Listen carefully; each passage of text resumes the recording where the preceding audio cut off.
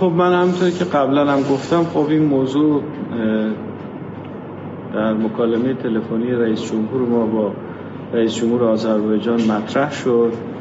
Այս հարցը ինչպես ես նշեցի Իրանի նախագահի եւ Ադրբեջանի նախագահի հերախոսազրույցի ժամանակ արծարծվել է.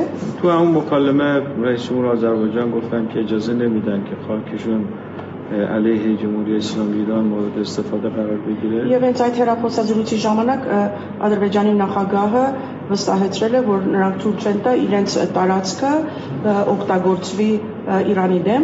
بعدا هم به ما اعلام کردن که چنین اجازه نمیدن که چنین اتفاقی بیفته. Եվ դարձյալ մեզ տեղեկացրեցին, որ նման բան նրանք թույլ չեն տա.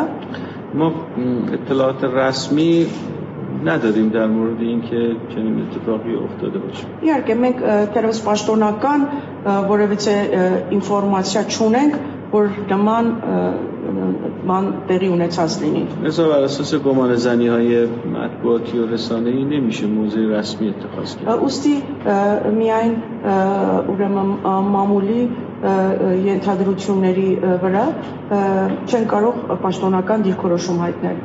اینکه موضع ما رو در این رابطه دیروز سخنگوی وزارت خارجه اعلام کرد.